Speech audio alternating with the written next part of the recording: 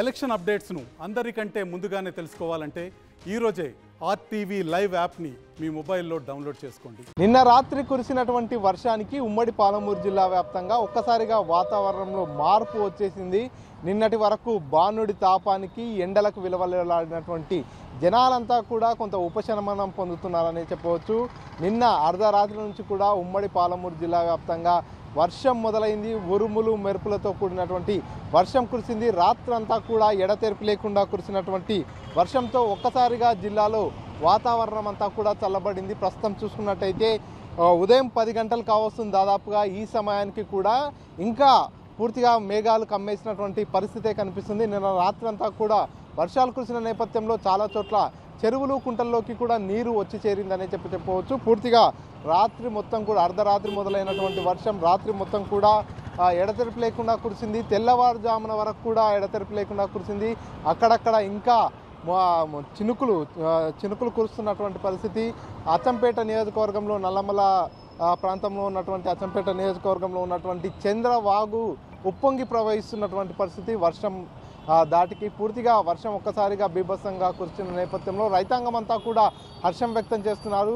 సేద్యానికి సిద్ధమవుతున్నారు రైతులంతా కూడా. ఎందుకంటే ఈ ఏడాది ఇది భారీ వర్షం అని చెప్పవచ్చు. గతంలో కూడా వర్షాలు కురిశాయి, కానీ తేలికపాటి వర్షాలు కురిశాయి. కానీ రాత్రి కురిసిన వర్షం సేద్యానికి అనువుగా ఉందనేది రైతాంగం చెప్తున్నటువంటి మాట. ఈ నేపథ్యంలో రైతాంగం అంతా కూడా సేద్యానికి ప్రిపేర్ అవుతున్నటువంటి పరిస్థితి. పూర్తిగా జిల్లా వ్యాప్తంగా కూడా వర్షం కారణంగా ఒకసారిగా చల్లటి వాతావరణం ఏర్పడడంతో జనాలంతా కూడా కొంత ఈ అట్మాస్ఫియర్ని ఎంజాయ్ చేస్తున్నారనే చెప్పవచ్చు. ఎందుకంటే నిన్నటి వరకు కూడా ఒకవైపు ఎండలు, మరోవైపు ఉక్కపోత.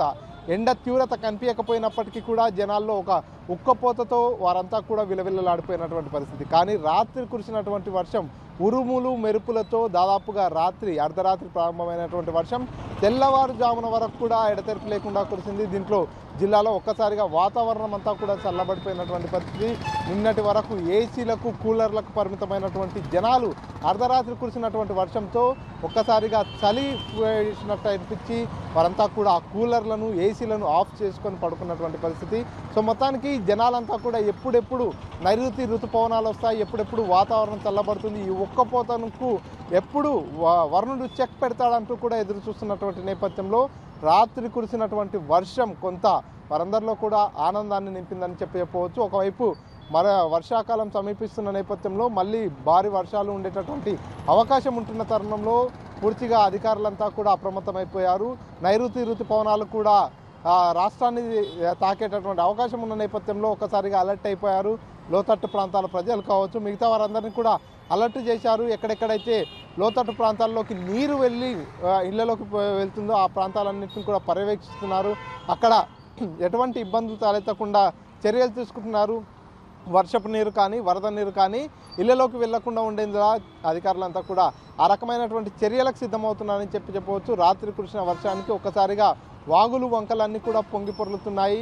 కొన్ని చోట్ల చెరువుల్లోకి కూడా నీరు వచ్చి చేరుతుంది.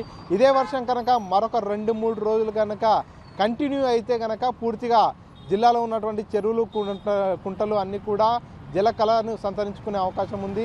రైతాంగం అంతా కూడా తమ వ్యవసాయ పనుల్లో నిమగ్నమయ్యే అవకాశం ఉంది. ఏది ఏమైనప్పటికీ రాత్రి కురిసిన వర్షంతో వాతావరణంలో మాత్రం ఒక స్పష్టమైనటువంటి మార్పు వచ్చింది. వాతావరణం అంతా కూడా పూర్తిగా చల్లబడ్డటువంటి పరిస్థితి ఉంది. ఇది ఇక్కడ తాజా అప్డేట్. కెమెరా పర్సన్ నర్సింగ్ రెడ్డితో మణికంఠ, ఆర్టీవీ మహబూబ్నగర్. మరిన్ని వీడియోస్ కోసం ఛానల్ ని సబ్స్క్రైబ్ చేయండి. లేటెస్ట్ అప్డేట్స్ కోసం వాట్సాప్ ఛానల్ ని ఫాలో చేయండి. అండ్ లింక్ డిస్క్రిప్షన్ లో ఉంది.